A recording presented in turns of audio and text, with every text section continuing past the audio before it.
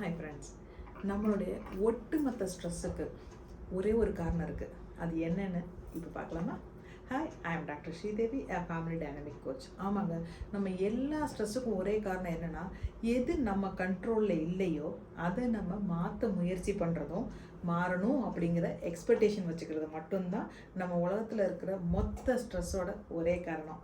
Think பண்ணி பாருங்களேன். யாராவது ஒருத்தவங்க நம்ம சொன்ன பேச்சு கேட்கல, ஈவன் குழந்தைங்களா இருக்கலாம், நம்ம ஸ்பௌஸாக இருக்கலாம், நம்ம ரிலேஷன்ஸ் யாராவது இருக்கலாம். நான் நினச்ச மாதிரி என்னோடய எக்ஸ்பெக்டேஷனுக்கு அவங்க இல்லை அப்படிங்கிறத நம்ம அதை எதிர்பார்க்குறோம் இல்லையா? அந்த எக்ஸ்பெக்டேஷன் எங்கே வருதுன்னு பார்த்தீங்கன்னா, என் கண்ட்ரோல் இல்லாத ஒரு விஷயத்துக்கு மேலே நான் வைக்கிற எதிர்பார்ப்பு எனக்கு ஸ்ட்ரெஸ்ஸாக மாறுது, கோபமாக மாறுது, ரொம்ப பிபி ஏறுது, சுகர் ஏறுது, எல்லாமே நடக்குது.